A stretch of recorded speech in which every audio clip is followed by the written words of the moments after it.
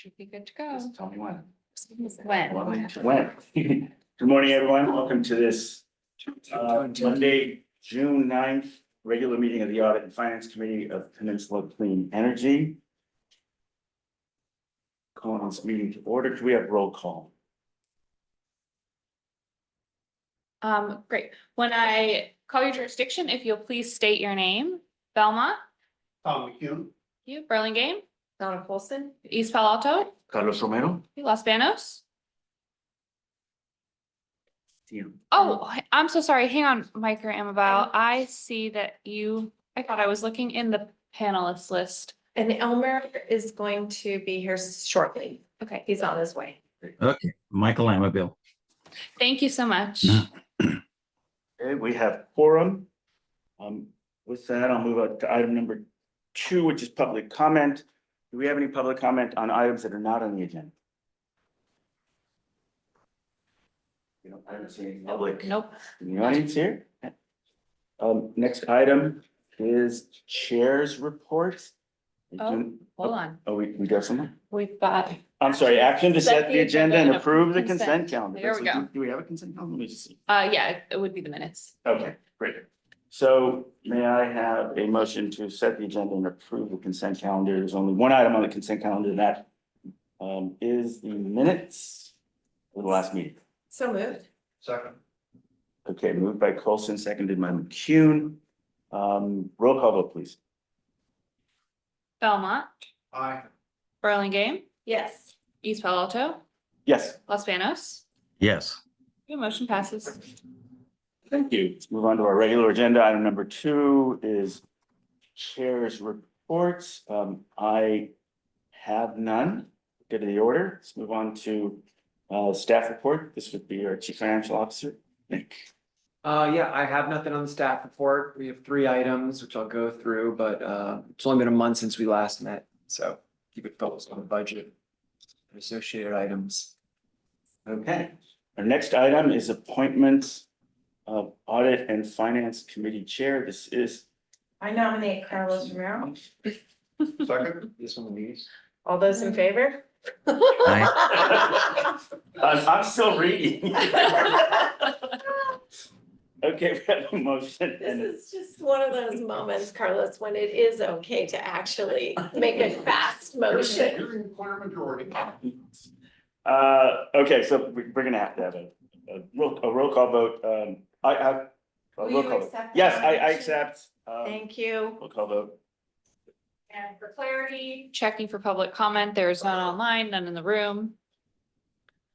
Comment from me is he's done an amazing job and he's been a great chair and I'm so appreciative of the work that you do, Carlos, and thank you for doing it. Thank you. So we had public comment. There was none. Please, roll call. For Belmont, Aye. Burlingame, Yes. East Palo Alto, Yes. Los Banos. yes. Okay, motion passes.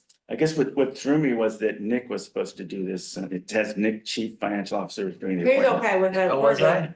Yeah, I don't know why it was there. Sorry. No, it's fine. Number 5 is recommend the board of directors approve the fiscal year 2025-2026 budget.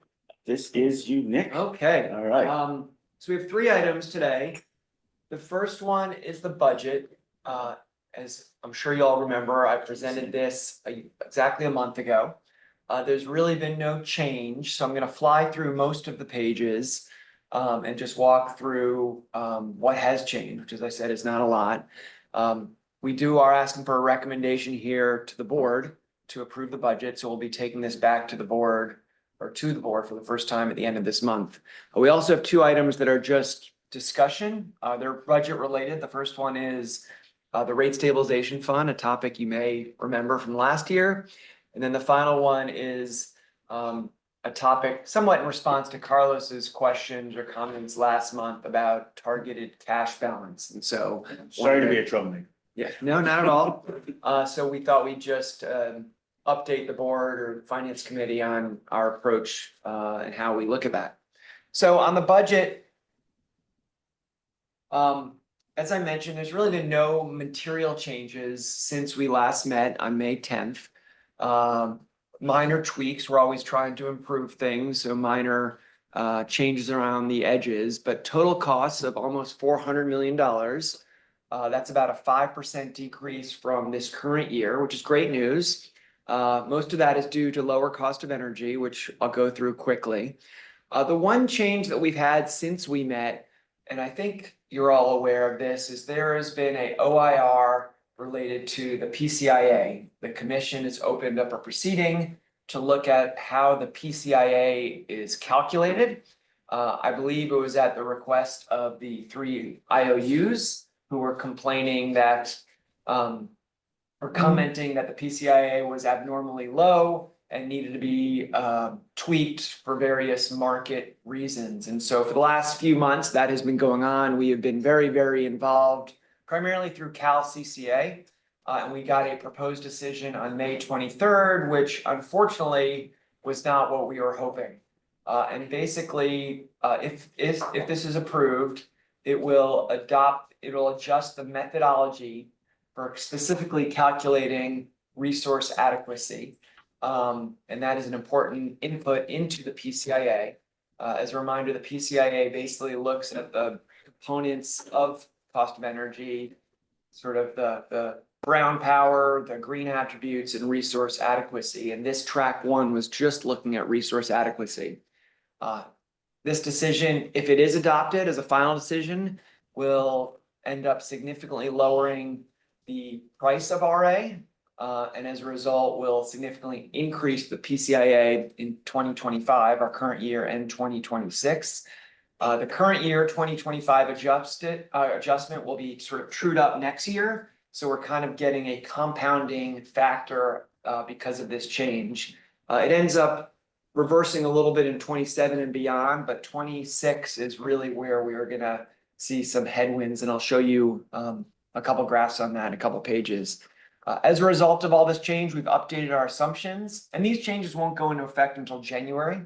But we've updated our assumptions, and as a result, sales have decreased by about $23 million since the last time we shared the budget with you a month ago.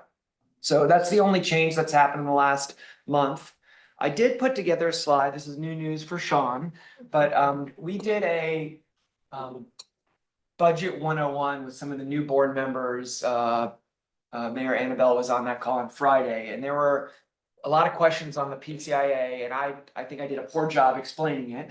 And so over the weekend, I was sort of grasping in my head, like, how can I do a better job explaining how PCIA impacts our rates, our revenues, and our budget? And so I put together a page. If it works for everyone, maybe I'll end up using it at the EC in the board meeting, but I feel like people have a lot of questions, new members, maybe even some old members on what the PCIA is. So Well, yeah. I'm sorry, before you Sure. move to that, so I just want to make sure that I understand this correctly. Yep. So RA prices will drop. Now, that is positive to us because we have to purchase RA, or is it negative because we're selling RA? It's positive. The fact that RA prices are lower is helping our cost of energy, and that's a Okay. big driver on our cost of energy. So But it's the PCIA, it's the increase in the PCIA that's completely obliterated any yes. It's like positive an effect. inverse relationship. Yes. Yeah, no, I just wanted to make sure that I got this Yeah, and right. you'll see and so the RA prices being lower is, we've always benefited from that. It's in the budget. It's huge savings, which is great. This is just a calculation that, rather than looking, anyway, I won't, yeah, so it just to sort of, it's a mathematical equation. Thank you. So the PCIA, so put together this graph, my first time presenting it, so bear with me. It's an illustrative impact of the PCIA on our rates. Sorry if it's a little small. So, and it's illustrative. So the numbers are close to current, but they're not exact, but it just sort of shows you how the numbers move. So let's say in 2025, PG&E customers, if you're a customer of PG&E and maybe you opt out and you want to stay with PG&E, the generation portion of your bill would be about 16 cents for residential. Again, this is illustrative, so it's not the exact number, but it's close enough. Then we have our customers. Our goal right now is to offer a 10% discount. We don't have to, but let's just say for argument's sake that we want to offer a 10% discount for our customers off the 16 cents. That's mathematics, that's about 14.4 cents per kilowatt hour. The PCIA, sorry, the numbers are small, is currently say about 1 cent. It's actually a little less than 1 cent. But that's an exit fee that our customers have to pay. Revenues, it doesn't come to us, but they have to pay to PG&E for leaving, departing from bundled service. So as a result, if we, thank you, as a result, if we want to offer our customers a 10% discount, it means that our rates have to be the difference, 13.4. So 13.4 plus 1 cent gets you that 14.4 cents. And that's what we charge our customers and generate, you know, $394 million or $400 million of revenue current year. Now let's go to next year. That's a current example. Let's say that PG&E's rates are going down. Cost of energy is down, RA costs are down, renewables are down. So great news for their customers, for everyone, their cents go down. Their rate goes down by say 2 cents. Again, not an exact, but let's just say it does, so that's good. If we want to charge a 10% discount to that, that's 10.6 cents that we would charge if we wanted to offer a 10% discount. Again, we don't have to. But let's say the PCIA goes up to 4 cents because of this just new calculation. It's just math, nothing else changes, but it's now 1 cent, it goes to 4 cents. The net result is our customers, what we would charge our customers, assuming we want to only charge a 10% or give them a 10% discount, is 8.6 cents. 8.6 plus 4 gets you that 10.6. So the net result is our rates, because of all these changes, went from 13.4 to 8.6 cents. That's a 35% decline in our rates, which means a decline in our revenues. So I just put this together because there were a lot of questions on ups and downs with that call on Friday, and thought it was helpful. Maybe it's not perfect, but Yeah, it's good. Thank you. makes sense, everyone? Yeah. So you'll see, so this is, and these numbers aren't exact, but this is what's driving our revenues in 2020 fiscal year, at the end of 26. This is gonna happen in January, and then all fiscal year 27, we are gonna see, can I sort of give you the punchline, about a 35% decrease in our revenues because of these changes. It is, may I, through the chair? Yes. So it is Yes. absolutely shocking that our government subsidizes a shareholder-based traded company to this degree. There is no other industry in which if you leave, if you decide you don't want to buy gasoline from a certain gasoline person, you don't want to buy television from a certain, you know, or whatever you're watching on TV, or clothing, or anything. You know, it's so fascinating to me that this, you know, a publicly traded for-profit company can have this kind of, CCA's don't have it. no, that's what I'm saying. We don't have It's that. I mean, what you've done is you've created an opportunity for community choice, right? Everybody can buy now what they want. There is no other industry, phone industry, telecommunications industry, anything where you get subsidized. Yeah. It's just fascinating to me.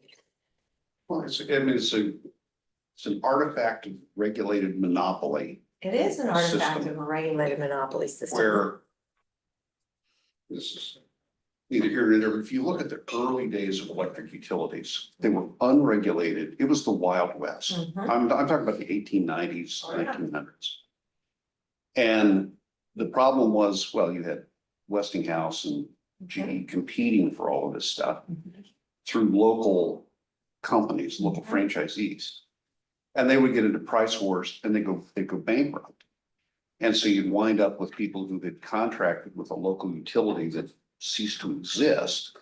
And they, you know, electricity evolved into a necessity of life. And so a lot of governments created this regulated monopoly system so that the power would always be on.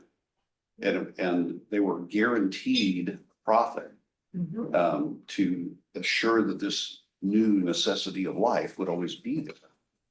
But it's not quite the same No. today, you know. Mhm. But Nick, my question, all of this is totally generational. There's nothing in here about transmission or. Nothing, Right. this is that 16 and 14 cents of PG&E, they also have to pay transmission, distribution. And those rates are going up and they count for about 70% of the bill. So this is just isolating generation. I mean, is there any interaction with the transmission and distribution? It's totally separate worlds. It's totally separate. Okay. I mean, we use watch them. it, we also really pay attention to the T and D side of the bill so that there's no cost shift. Well, that's what. And that happened in the early days of CCA, it was the Wild West of cost shift. Yeah. So, you know, that whole thing has gotten better, and I would say with the PCIA, to me, it's one of those examples of, you know, the intent not matching the impact. The intent is actually okay, right? Like, we need to keep bundled service customers whole for departing load that we chose to go ahead and exercise our right under AB 117. Our issue with it is that, you know, it should sunset. It's there to protect the bundled customer while these contracts roll off. And I've been a CCA customer now for 15 years, and it's not going anywhere. And now they've got utility-owned generation that some years ago. Why would they take them out? They're getting paid for it. That's right. I mean, so No they, but incentive. what I'm saying is they'll figure out a way, like utility-owned generation as being now part of the whole calculation. That pretty much guarantees that it's going on in perpetuity. Yeah. So, agreed, and I do wanna say thanks. Really good, Okay. good chart, good ad. Nick, just, I think, Professor, I want to point out potentially an error in this slide. Uh-oh. So isn't the number in parentheses on the 2026, shouldn't that actually be 126 and not 106? So 10% discount, 0.0. So if I, right, because the 10% discount is 1.4 cents. right, yeah, so if I add it up, it should be 1, 2. Oh, you're right. Sorry, that's a typo. You're Okay. right. Sorry. All right. Doing Good over the catch. weekend. Good catch. Yeah, Yeah, because right on the graph, you can see, but the number. Yeah, just, but otherwise, if you look at that number, you'd say, well, wait a second. this is- Sorry. Okay, That is wrong. That's one. thank you. Yeah, I If you think work this on is the definitely weekend. helpful. And we set our rates net of PCIA, right? So we absorb that cost, so the customer doesn't have to. Right, But as you can see here, that it really affects, and this then is gonna lead into the next agenda item around the rate stabilization fund. Yeah. This is like a pretty much a setup for that. That's, yeah. I just want to make sure everyone's on the same page on how it works. So, yeah. I think it's a good explanation. Good, To your okay. original question. Awesome. Maybe I'll use it again. I'll change Yeah, that. Fix that number before. I'll change that typo. no, they're ready to fix it. They get a gold star. Carlos is Johnny on the spot today. Okay, next No, slide. remind me to change that before we post it. I'm gonna change it before you even Okay. see it again. I love that, now I know. Okay, so walking through the I'm reading budget, on the I am phone. gonna fly through these pages. I'm actually not, I'm not even gonna present them because there's been, most of these, there's been not one change in the number since I presented this a month ago. Cost of energy, this is the exact same number, same story. Cost of energy is going down year over year, which is great news. And it's driving PG&E rates down. It's due to RA prices, you can see significantly lower RA prices, $12 versus $33. All this is nothing new. Programs numbers, not a change on these pages. So I'm gonna fly through them, not because they're not important, but there's really no change. Operating expense, minor changes on here, but immaterial, less than a couple $100,000, so largely the same. This is a new page that I added that just takes us from costs to revenues. And so, as you all know, we are using cost of service rate making, where we're setting our rates to basically make sure that our revenues are sufficient to cover our costs. So we walked through what the cost profile is. All those numbers that I just showed you very quickly add up to about $394 million. We do have some non-electricity sales and some interest income that offset those costs. We have net costs of about $375 million. That's the cost it takes to basically run the agency, provide our service and products to our customers. That results in a revenue requirement, the revenue that we need to collect from customers to cover the costs of about $380 million. There are many different ways we could collect that revenue, charge different rates for different customers, different times of the day.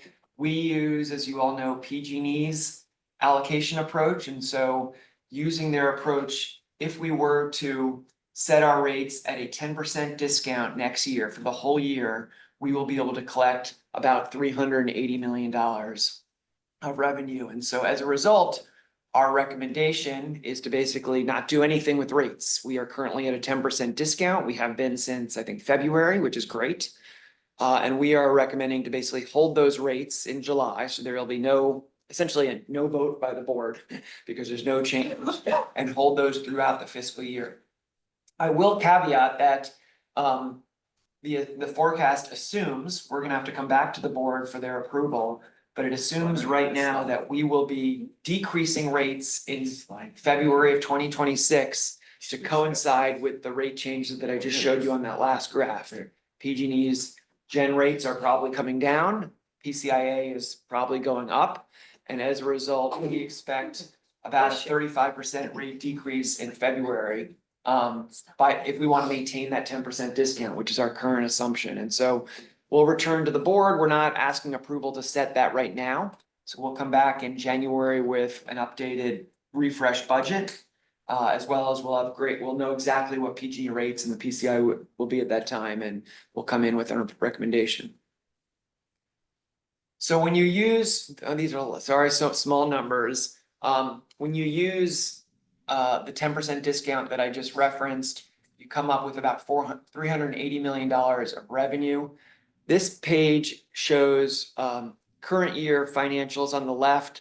And then there's two columns for budget, just to make it clear what has or has not changed since we met a month ago. Really, as I said, the cost numbers have not changed really at all. Some of the numbers have not changed at all. Some have slight change. The only real change on this page is electricity sales. And that is to account for the higher PCIA and us collecting less revenues so that we can maintain that 10% discount. So it's about a $25 million decrease, $24 million decrease in sales. And as a result, the change in net position is down by about $25 million or $24 million.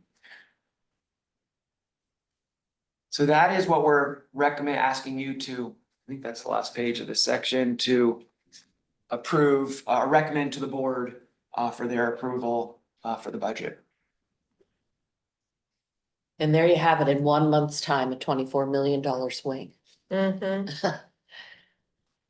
And again, the major change in the non-electricity sales piece is the RA drop? Is that- No, non-electricity sale, the change from year over year.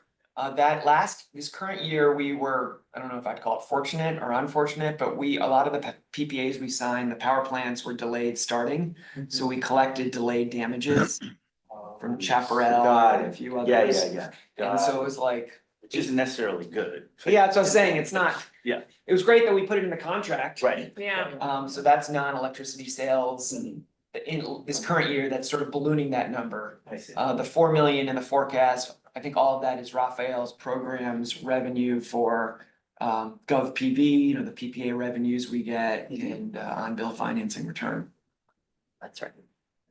Any question on these slides?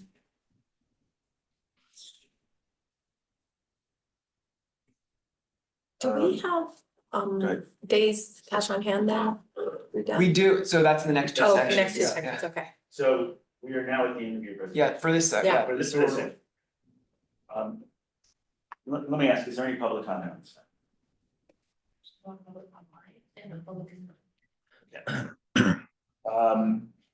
So what is the preference of the committee here? Shall we approve? Do I have a motion?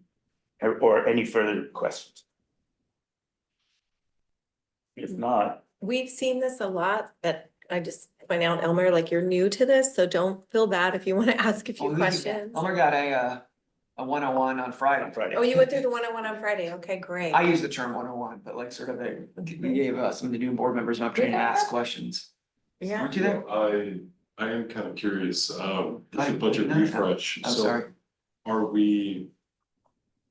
That'll be in January of 2026 next year, are we expecting rates to change in the interim? No. Okay, PG&E, I would say usually, but there's some exceptions, changes rates once a year on January 1st. told we like get like a day's notice heads up what they're gonna be. We have someone on staff, Justin Kudo, who is forecasting, but on January first, they will change both their rates and the PCIA. And then we'll come to the board, so we'll know that number, you know, hopefully we have some idea. We'll know that change. We do think they're gonna be significant, so that graph, the illustrative graph I gave is kind of a proxy of what we think it'll be. We'll have about 6 months, maybe we'll have 5 months of actual data. So we'll come to the board and say, this is how we're going throughout the year, you know, cost of energy is higher than we thought, or lower than we thought, or whatever the case may be. So we'll do a budget refresh combined with the actual rates, and we'll come in with a recommendation. Hopefully it's to maintain the 10% discount and decrease rates by about 35%, but TBD, we'll see.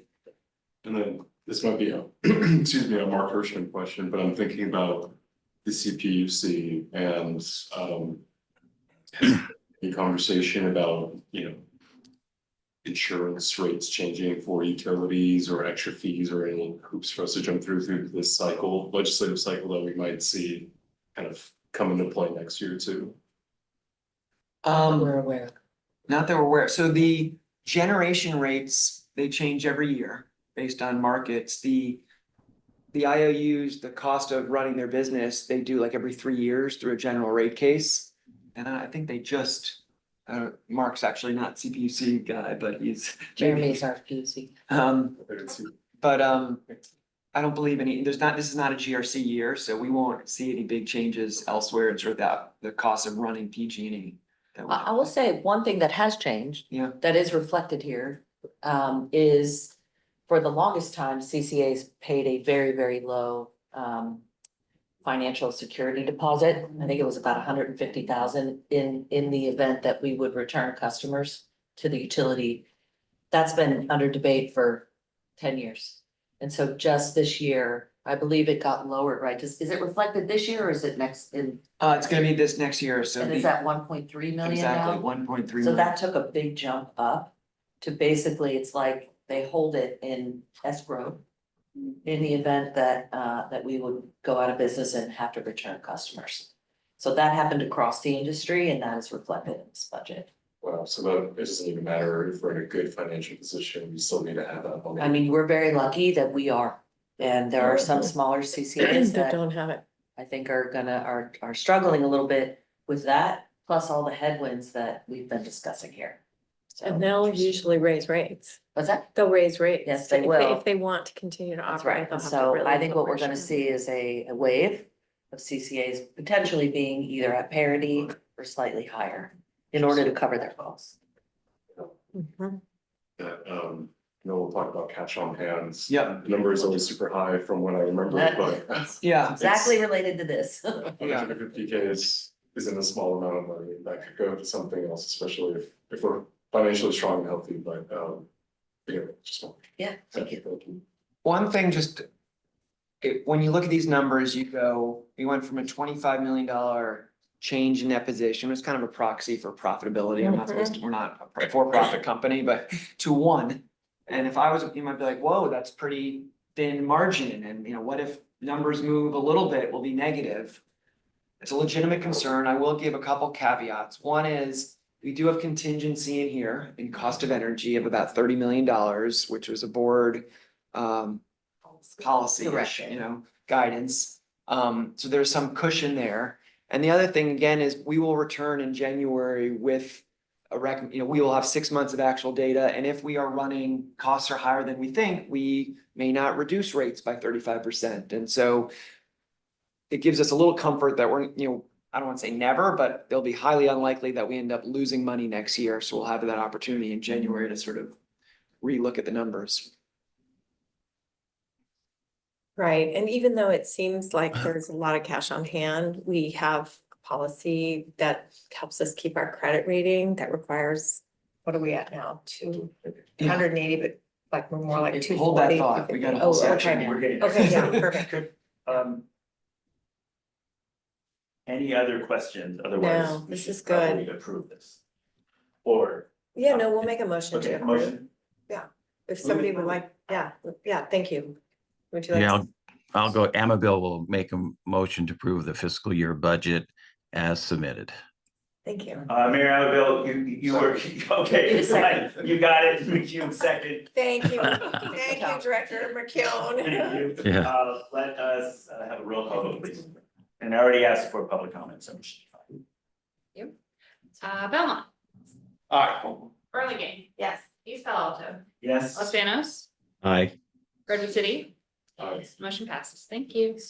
Okay, on to our next, thank you very much. On to our next item, discussion of rate stabilization fund. Nick? This is you Okay, again. Thank so you. here we're gonna move from the current budget to a five-year forecast, and I'm gonna weave in the topic of a rate stabilization fund, which is an accounting tool that will help us deal with this headwind that we are heading into for fiscal year 27 because of all the rate changes.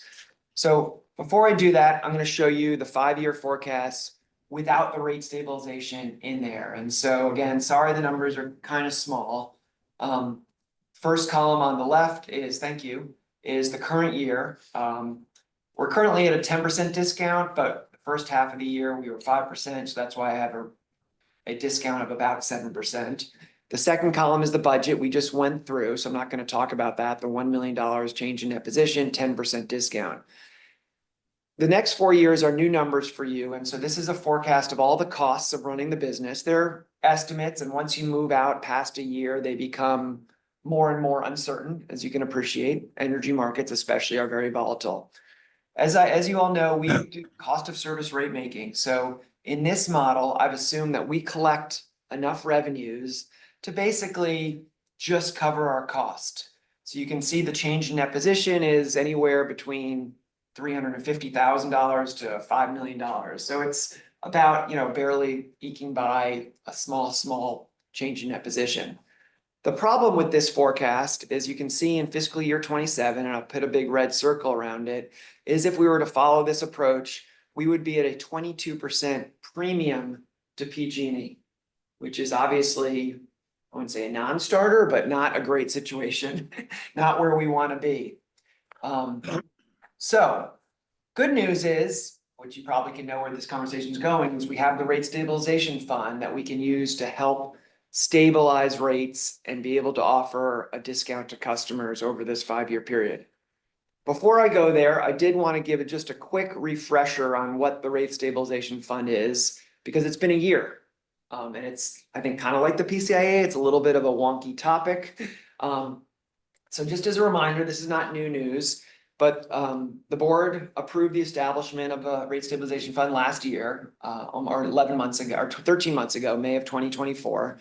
And it basically allows us to defer revenues when results are strong, when we have a lot of extra positive change in that position, to be able to use that in future years to help quote, quote, stabilize, which is where the name comes from, or basically supplement rates and revenue in future years when financial results are maybe not as strong. The board gave direction that we should consider deferring revenues into the rate stabilization fund when addition in net position is greater than 3% of revenue. So that's that last line on the income statement I just showed. And deposits can be made into the fund up until sort of the maximum. The balance is 15% of revenue. So those are sort of the two guardrails that were established in May 2024. With that guidance, we deferred $68 million last year into the rate stabilization fund, which was about 15% of revenue. Just as a data point, just to close the loop, most of our peers now have a rate stabilization fund, so we're not alone here. It's a great accounting tool, and so like us, they've all availed themselves to it. I've listed all the CCAs. Silicon Valley doesn't currently have one, but I've talked to their CFO and they are planning to implement one this coming year. The balance, just for benchmarking data as a percentage of revenues, is about in ranges between 9% and 20%. As I mentioned, we're at 15%. However, in talking to the CFOs of a lot of these CCAs, it sounds like they're in the same situation as us, and they are planning to add to their rate stabilization fund in this coming fiscal year due to very strong financial results, which we have as well. So that's a little background on the rate stabilization fund, hopefully a refresher. If we wanted to provide our customers with even a 5% discount in 2027, instead of that 22% premium, we would need an extra $105 million of revenue to be recognized. Unfortunately, that is more than our current rate stabilization fund of $68 million. So we wouldn't have enough to sort of fully offer that 5% discount. As a result, in the interest of trying to maximize the discount for our customers, we are recommending temporarily waiving that fund limit of 15% so that we can defer additional revenues this current year, which is a really strong year. As you may remember, I'll show you again, we have about 60 million in positive change in net position. The exact amount will be determined as the financial results are finalized, but just as a data point, if we were to defer 37 million this current year to reach that 105, that would be about 23% of revenue. So that is greater than the current 15% limit. And it just a big reminder, this has no impact on cash. This is just accounting inputs, debits and credits that allows us to sort of stabilize rates and not have show a loss on our income statement. And then I've just put a silly graph at the bottom. You can sort of see graphically, if we don't use the rate stabilization fund, we go from, this sort of down 22%. If we use it, it's that nice flat 5%. So that's sort of the goal of the rate stabilization fund. So here is the same exact forecast that I showed you 2 or 3 pages ago, but I've magically put in the rate stabilization fund. I've assumed that we defer $37 million in the current year. We still end up with a change in that position at the bottom there of about $24 million, so very positive. And then I've showed us recognizing $105 million of revenue in 2027, which allows us to put a big red circle around it, a 5% discount in 2027. Again, 2027 is that 1 year, that perfect storm where we're dealing with, again, that graph I showed you, where PG&E rates are expected to go down in January of 26, and the PCIA jump up for only a short period of time. And so that would decrease our electricity sales to about $300 million, and if we want to continue that discount. Any questions? I went through that a little quick, and I know rate stabilization fund, at least even for our internal staff, is a topic that people have trouble getting their hands around. So I want to make sure everyone's comfortable with topic. That seems fine to me. I mean, unless there's some regulatory problem with it increasing the amount. Yeah. The percentage of revenue, that's. Seems kind of like a no-brainer. Yeah, I agree. Other questions? Yeah, please. Maybe I'm curious, is this planned to be a one-time policy, or are we amending the policy so that if we find ourselves in this position again? That's a good question. We debate, it's not official policy anywhere. It's sort of guidance. So there's no vote that's needed by the board. We don't want to surprise anyone and be seen deceitful. So we wanted to make sure everyone's aware. We sort of position it as right now, we don't expect this perfect storm in 2027 to repeat again. So we don't think we'll need it again. So we position it as a one-time variance. The other option would have been to permanently increase the limit, but we chose this approach, no right or wrong. Okay, thank you, helps. It's just, that would have been a shocker for members to see that discount that we just approved a few months ago to become a premium, so, and if we find ourselves in this position again, we feel good about staff kind of bringing this back to us. I think it makes a lot of sense. Nick, just to confirm, our policy is net operating income above 3% allows us to divert some of that money. Yep. Yeah, it's not all of that money, but some of that. Some of it. And right now, the standing benchmark is 15%. Is the max. Is the max, but is the max. And we are asking the board to go to 20 because of this impending increase. Correct. Or is it more than twice?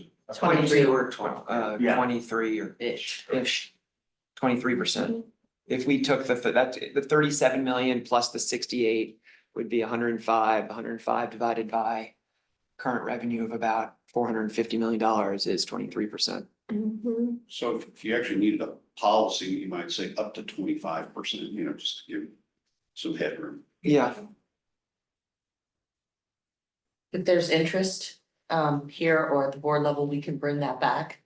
But in the interest of this current budget year, we just decided to be incremental about it and show it as a potential variance. Yeah, and we can certainly bring that back to this board and then back to the main board, but I do have some concerns about having a higher level of a rent stabilization fund. Given that there are folks on the board that have some concerns about these very large balances, as do I, and I think some of that could be deployed in programs. I mean, we're getting a little better at moving money up programs. So I'm not sure it's necessarily from an optics perspective, the best to carry these large, these large a large rent stabilization fund in the future, but we'll actually get into the days on cash discussion in Yeah. a second, so I think that's maybe more appropriate to. Can I more ask a appropriate place. question? How people Yes. feel about, so the alternative to not carrying a large rent stabilization fund is volatility in rates, right? yeah. Would- So in other words, Or we or- could just record a loss, or we could report a loss. Yeah, we which could has report a rating loss. agency implications. Right, which is Yeah. one of the reasons we established, right? Yeah. Right, But because- it wouldn't actually happen. Because the rating agencies, their solution when you're gonna have a loss is that you should raise your rates, Right. which would eat up our discount. Correct. So what the rate stabilization fund does is it allows us to smooth the operations over, say, rolling 3-5 year type segments. And it prevents us from having to, I mean, we can always operate this business, we just have to raise rates. Yep. Which creates volatility in rates, and it also creates the potential to be a premium to PG&E. Correct. So that's why we've carried these larger balances on the books, especially when we know what's coming down into the next, especially the next year or 2 years. The further out years are way harder to predict. And I've sat in those rating agencies meetings, Carlos has, Nick, everybody has, and one thing they make it very, very clear about is if you run a deficit and you are not willing to raise your rates to cover that deficit, regardless of how much you kind of have in your bank, they will downgrade your rating. And they are very serious about it. So this is the sort of mechanism, like retained earnings smoothing, Yeah. that we've come up with to prevent it. You know, the downside of having a rating from an agency is when they downgrade you, it is generally a big problem. So I am always like, we're pretty good, we're happy at A minus. A We're at minus. If you And- get to A+, that your only place to go is down, you will go down, and then that will be a problem. Well, and I guess I continue to push back and say, why is it a problem?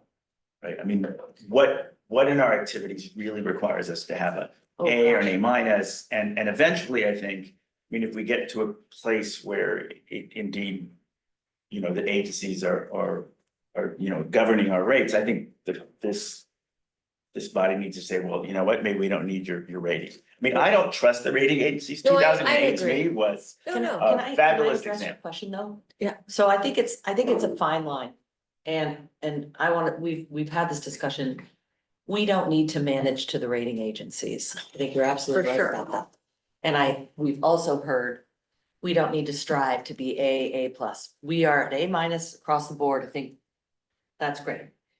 We do get a benefit from that though. Like, so for example, I think this year we had money that had to be set aside through one of our large vendors because we didn't have that rating threshold and we met it. So then we got a bunch of money returned this year, I think from Calpine. Calpine. $10 million. We also get a more favorable PPA rates And it's counterparty risk that goes down, and so for us, it does actually have a material benefit. That said, I completely agree that that's not the thing you chase. But I do think we need to hold both in our awareness of kind of decision making. Right, so a $10 million deposit, maybe it's $400,000 in cash out, you know, because we're not earning interest on that. Yeah. I, I hear you you. know, Yeah, no, you're right. I wanna balance it, right? And now's that time to have a We need to move discussion. mountains to get these ratings, Yeah, and they're nice, there are benefits. Mhm. At some Yeah, point, no, their I mean, cost is understood. not yeah. worth the Is benefit, there- Well, cost to say get to A plus, may not be worth It's the not benefit. worth Yeah, it. yeah, that's the I mean, thing, We don't need to do that. being investment grade, it is. being investment grade is worth it. Okay, so do we have, There's no vote on this. there's no motion, you're just gonna present It's this. presented to the board, want to be transparent.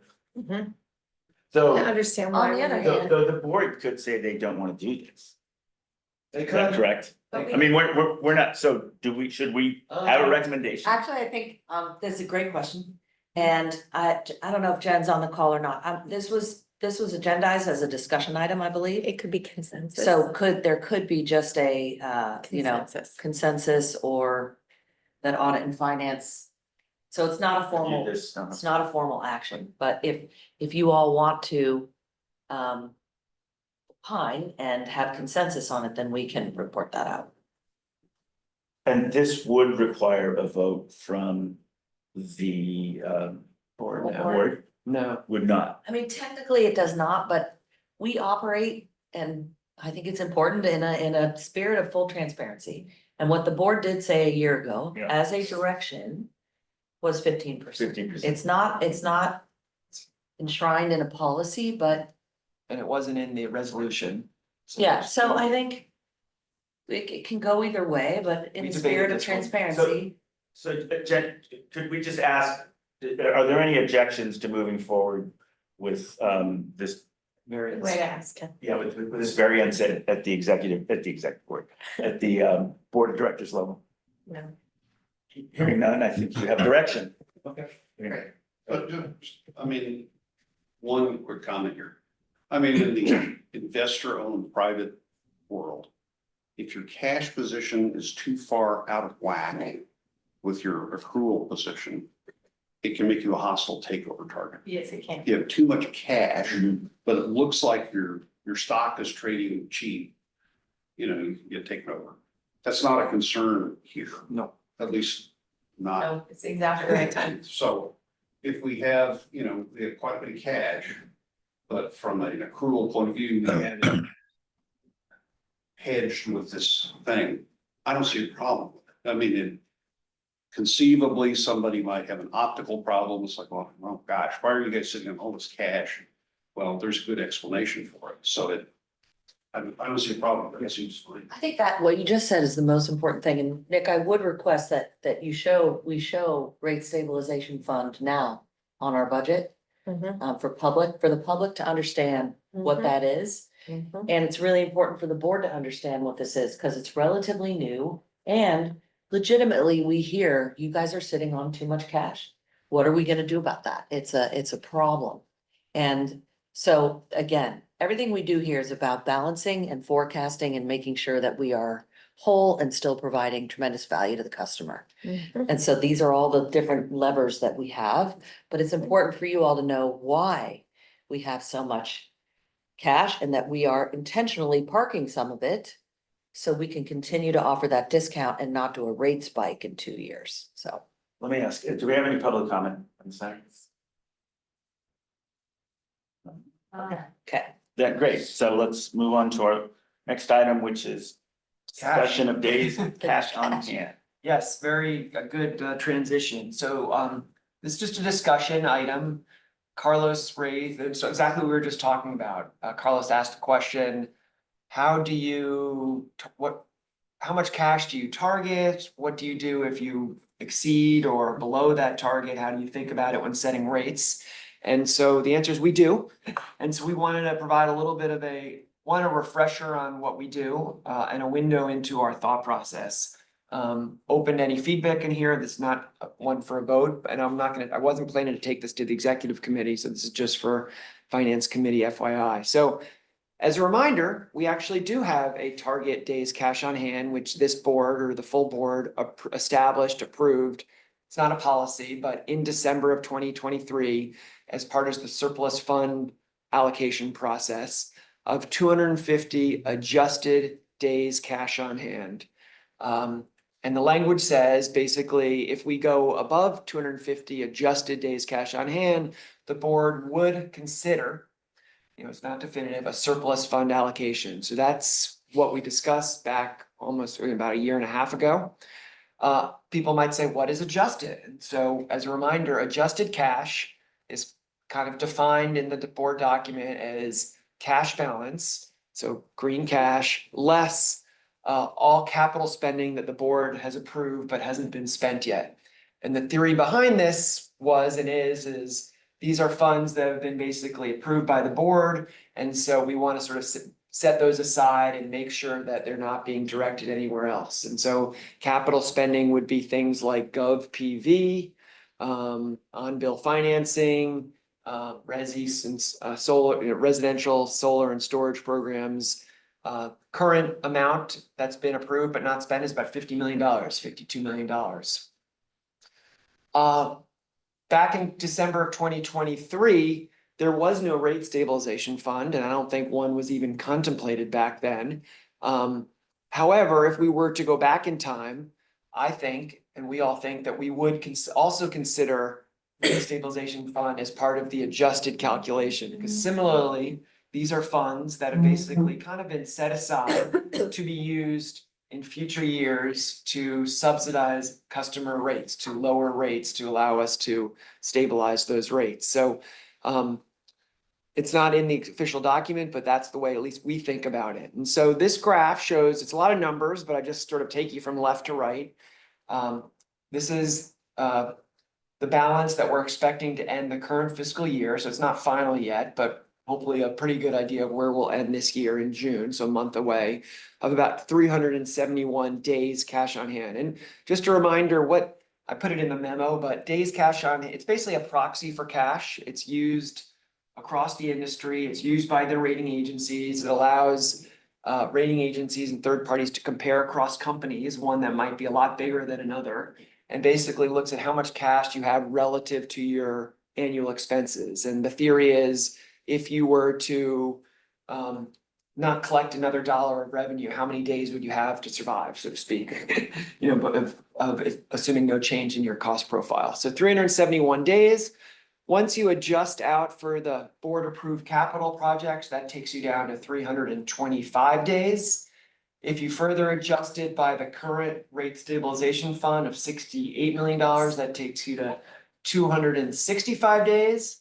And if you further adjust it for our recommended rate stabilization fund, which we just talked about, of $105 million, that takes you down to 232 days. And so slightly below the 250 days adjusted target. In addition to our current, that's a snapshot of where it's sort of looking backwards with those slight adjustments. We also look at forecasted days cash on hand because you want to consider what the future might hold. If there's big impending rate decrease, which there are, which we talked about, or maybe a big increase in cost of energy. And so we want to make sure we're not making a decision looking backwards. And so we also look at forecasted days cash on hand. 3 years is, we debated this, we think an appropriate horizon. It's a forecast, so the further out you go, it's less reliable, but 3 years hopefully is enough of a time horizon that we should have a pretty good idea of what the next 3 years will hold. And in this calculation, we don't do any of those adjustments because the forecast considers capital that's being spent. It assumes over these 3 years, the rate stabilization fund being utilized. And so here, there's two lines. The blue line is cash, the actual millions of dollars. So you can, the lines kind of move the line, so there's not a big change. And then the green is the days cash on hand calculation. And you can see here, this is hopefully the most striking graph or the most telling graph. Our cash balance going from $420 million current year down to about $280 million in 2 years. And that is exactly to fund that rate impact that we talked about in 2027, fiscal year 2027. And so basically a 35% decrease in our customer rates is going to result in essentially a 35% decrease in revenues, sales, cash coming in the door. And you can see our cash balance going down by almost $40 million over 2 years. And so, yes, it looks like we have a lot of cash on hand today. But we see a lot of headwinds going forward, and we're gonna be really fortunate position to be able to utilize that cash to basically offer our customers the maximum discount possible. So, any questions? Can I add one thing? Yeah, please. Are you moving on to the? There's one more slide. rebate? Yeah, Okay. yeah, Cause that was Director McKeon's sure. now getting to that. So, the other question is, well, how do you think about using this information in setting rates and and allocating any surplus funds if there are any? As I mentioned, when we set rates or when we recommend rates to the board who sets rates, we consider adjusted as well as forecasted days cash on hand. And if the number was higher than maybe we'd like, we would recommend a greater discount, lower rates for customers. For the board to consider. We think it's a better approach to lower rates for all customers. There is an option to give a one-time rebate to customers, and we did this for Care and Farah customers about 1.5 years ago. For a certain small select group of customers. Rebates are very administratively burdensome. You've got to calculate, it's a lot of calculations that goes on, customers come, customers go. If you were giving this to all customers, it'd be a pretty small amount. There's also the question of how do you get that cash or that money, that value to customers? You can put it on the bill, which is the easiest and quickest, but there's potential less public relations benefit because a lot of customers don't even look at their bill, or maybe they think it's a credit from PG&E. And so there's not as much, we'd obviously send mailers out, so we do our best to get the news out. We can send checks to customers, but the problem there is, one, they're expensive, you have to mail the checks, which is not cheap. And it's also, a lot of people don't cash their checks, and Leslie will say, we're still dealing with uncashed checks from prior rebates we've sent out. So giving just lowering rates for all customers, we think is the preferred approach. There may be times when these others can be utilized, but this is how we think about it, just lowering or increasing the discount from 5% to 10% is basically how we deal with this. Yeah, so I know I've been kind of an advocate for looking at the rebates in the past, but I totally get it. It's a whole separate accounting operation. It's expensive, it's messy. I'm just thinking about the PR value, and I wonder if we could maybe do something like do it exactly as you suggested, running it through the regular bill. But then just send a postcard or something that says, your check is in the mail, from Missile Clean Energy. You won't actually get a check, Yeah, it'll be on. look at your bill, I'm just trying to think about ways to get the maximum kind of PR value out of it. Without creating a administrative or accounting nightmare. Let them know the value of the discount this year. I hear what you're saying. And we did that with the bill, with our last bill credit, with the Care Fair credit. It's a lot of calculations, so it's very administratively talking to Leslie because customers have left the system. And so you're giving them, maybe they were only there for a few months and they don't have a bill anymore. So how do you get the money to them and then new customers? And then if you were giving it to everyone, it's gonna be like $1 or $2. And so maybe more than that, but not a huge amount. So. It definitely has PR benefit, no doubt. We got thank you notes. Thank you They were notes sweet. from folks who got that $300 bill credit. And then we did a follow-up mailer. So I think periodically, if we really end up in a place, we'll know in a couple of years whether all of these forecasts around PG&E's rate reductions, what the PCIA is gonna do.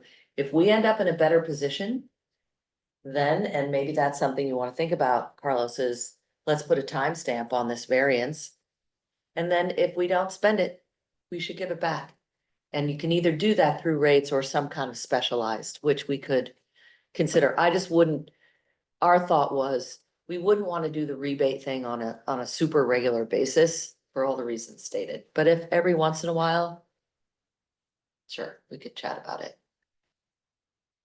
And honestly, I would rather have, diverse, deeply penetrating, community programs, whether it's rebate, not rebates, I'm sorry, yeah, incentives, I mean, for, swapping out your gas heaters, cars, e-bikes, all that stuff, right? I mean, Yeah. that has huge PR value. Indeed. Yeah, so, the larger we can grow that, I know it's been a struggle growing it, but First, we're we have getting to better. spend it. Yeah, right, but it's getting better and, I don't know what we have to do, whether it's a staffing thing, but I mean, that has huge PR value, I agree. so. Well, and I think, a great example of that is we had set aside some money during that rate stabilization, I'm sorry, surplus fund process for advanced energy systems, including somewhere around 5 million to 6 million for microgrid. Mm. Well, that was a couple years ago. We hadn't even conceived of a microgrid. Well, we're now moving toward that. And application for all of that, which we'll report out later. So you're absolutely right. It has definite future benefit to fund new programs. And through the chair, No, please. I'm curious, would we be thinking about giving excess funds back if we're already offering that 10% discount? Would that be on top of them? If we were in a better position, we'd make it 15% or 20%. There's no Yeah. limit on that, so. And then are we restricted in what we can use these funds for? Is that rebate probably I'm just wondering, is that the only option that we have? Oh, no, well, no, the two ways we can give money back to customers are deeper discounts or through programs. And we do both, so it's a toggle between both of them. But it has to go back to the customers. I guess what I'm thinking is, could we use that for our communications and outreach team so that we get more applications and things like that? We We have full independence over. our money. yeah, we have full independence, so we can, and we do invest in, whether we need an office space upgrade or we need, the operations of the business, which happen to be a very small, percentage of the overall budget, right? Let's call it not the 80%, procurement. The G&A. Yeah, the G&A, so, but that includes marketing and our outreach programs, and if we need to buy swag, if you have a, car fair in Redwood City and you wanna bring 100 PCE bags, with information and pass that out, we'll pay for that. So all of that kind of work can be and is paid for in this budget, which is a small amount, and you might not see it. But that is part of the overall operations. But it is, as you say, an investment into our future, if you will, right? Thank you. Mhm. Just hearing the conversation from my colleagues, I totally understand the PR value of sending out the checks and having the PCE logo on top, right? But if it's gonna be a small amount, I can see that sort of biting us right Yeah, now. right. And if we can use that for programming or help people Yeah. get in the door, I think that'd be amazing. And the other thing I think our programs allow us to do is to target a little more specifically our underserved community. So discounts are great because they go to everyone, right? So everyone gets the benefit, and we should benefit everyone. Everyone This pays is in. not a subsidizing, anyone subsidizing anyone, not a region, not a demographic, not a income level. We want everyone to enjoy the same benefits of a discounted rate. But our programs can be a little more targeted. So for example, we can use income restrictions for some of our rebates. We can have sliding scales. So that is what kind of allows us to really invest a little more heavily and deeply into government support, which is community support, school support, And then also supporting like, you know, some of our communities like North Fair Oaks and maybe in parts of East Palo Alto and areas of North County. And even in a city like Burlingame where, you know, 55% of 60% of the people that live in my town live in multifamily residential. So helping them with EV charging and things that like we can't do as a city. Mhm. Yeah. Thank you. Nick, I'm looking at our 2024, 2023, 2024 financial statements. How is this gonna show up? How will the rent stabilization fund show up on our financial statement? And will it basically, we'll just have total assets that will include that piece, correct? So are you looking at, so it, Yeah, I'm looking. so it should be 23, 24, it's in there. Yeah, so that 475 includes, so what I have is the total assets. Well, do you see, I think there should be a line item, $68 million on the assets for rate stabilization fund. So just. In the 24, 25? 20. 24. 324 last year. Yeah, PCA, that. Current year is 25. I'm not very. Right, okay, 24, 25. But we would not have had it. We did last year. So if you're looking at the annual audit, so Yeah, last June. yeah, okay, I just went down to the detail. Yeah, here's. I'll call it balance. Should be, right? $68 million, should be in the current assets. Yeah, current assets, accounts. Is this the 20? Is it, it's not, so just to be clear, our current budget ending fiscal year 25, I think it's in there, but did you call it out as a line item? I don't think so. There it is. Oh, sorry, Okay, on not, yeah, it's yeah, not $68 million. Got it. You're right, so it's the okay, same. so Needs it's to be non-current, called out. right, and actually, Needs that to was be gonna be my question, right, so non-current assets, Yep. all right, good. We've called it out, Yep, yeah, or at least somewhat segregated. yeah, it's segregated in there, Yeah. so that number will go up once Yeah. if we I deposit. mean, anybody can do the math, Yeah, right, and add This it, year I want to call it. but segregating it, I think is good. Okay, just, I'm thinking about just, what is it gonna look like this on one day? That's right. See this huge number. Great. I mean, in the end, you do see the total asset huge number, but the non-current system. Thanks. Any public comments? so I just want to reiterate, Oh. because we get a lot of questions, and I don't want to be defensive about it, but I also want to remind people that our current cash balance and days cash on hand is kind of gonna stabilize we're gonna be in the same we may be having the exact same conversations a year from now. The cliff is really in 2027, when we have the full year of that higher PCIA and lower PG&E rates. I mean, I'm happy to talk about it next year too. You guys know public comment? No public comment. So That's it. That's it, okay. So days cash on hand is gonna be over 400 and change this. No, year. the green line is days cash on hand, sorry. Oh, I'm sorry, it's cap, okay. Yeah, Got it. sorry. They're about, Yeah. cash is over, is over 400 this year and will be a little less next year. Yeah, The reason it's Right. going down is you may Adjusted. remember our current budget, next year is about positive 1 million. So you would say, oh, that should be zero change in cash, but we have all of our capital programs. So that's bringing down the cash. Right. Okay. And then days cash on hand moves around because it's a calculation divided by annual expenses, which move up and down. and there's no vote required on this. No, this is just address your Yeah. question, trying to be transparent.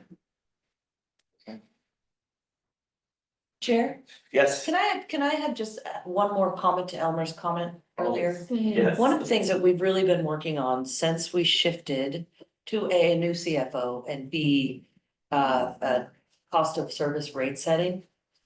And, you know, every year, we're just working really hard to make sure that there isn't a lot of variance in those numbers. So this idea of like saying, for example, we should put more money in programs.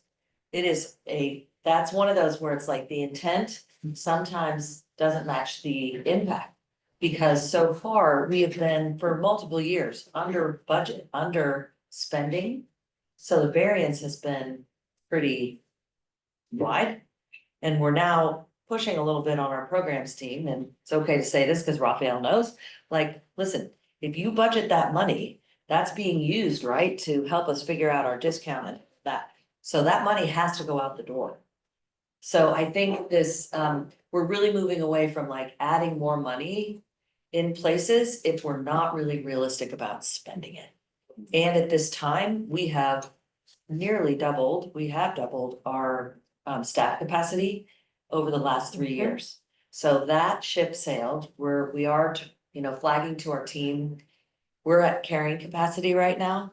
We're not looking at new hires and all of that, so the next phase of what we're doing in terms of planning is if there are programs that need to sunset because we don't have enough demand for them, let's do that so that we can then put more money into the programs that are working, rather than just continuing to hire our way out of it or add more programs. So that's the strategy and the thinking behind it. You're the CEO, but. I mean, what would be wrong with hiring our way out of. Getting the programs more active? Like, I think the programs are really vital, right? Agreed. And if we're not moving them, is it a staff issue? And if it is a staff issue, can we add folks? Yeah, You're fair. CEO, that, Yeah, but- I'm not telling you what No, to do. here's the You thing, know. I think that's a super fair question. I wish Raphael were here because I think the other thing He may is. be on the We line. market, we do all kinds of stuff, and sometimes, we have this program with the city of Menlo Park. Yes. That we're managing for them, and we're just having trouble getting the money out the door. I know, I was speaking with the Spark person. Right, Yeah. and so we're gonna have those meetings, so the other. Invisible but not, is the customer base that has to like take advantage of these programs, so. We are definitely Trying, working on that. Totally, totally. The other thing that's gonna be a deviation from what I just said is that we are planning to do significant energy efficiency application to the CPUC to build out our portfolio of kind of what we call innovation programs under Yana's shop. Mhm. And under Raphael. And all of that is public money coming in through the CPUC through the public goods charge. So you may, and we will, if we are awarded that funding in multiple millions, that will then result in staff growth. But I think for now, where we're at is. We know there's volatility in revenue coming in for all the reasons we've just discussed. We've already backfilled, or we dealt with the pent up demand that we had coming off of the pandemic. And said, all right, let's really move and scale, and we have in a lot of ways, but it's a lag. I feel like there's a lag with our public, so our customers. It's never boring, that's for sure. It's all of us saying, I'll get to it tomorrow, I'll get to it tomorrow. I'll sign up for that program. Okay, great. Well, I think we are at the end of this meeting. Are there any committee reports? Hearing none, meeting adjourned. When is our next meeting? Is it in July? Thank you. Yes, so August. we are meeting in July. July. Not finance committee, no. No finance committee, that's right. Executive committee will meet in July, and the board will meet in July, and then we're hoping to go dark in August. No public meetings in August.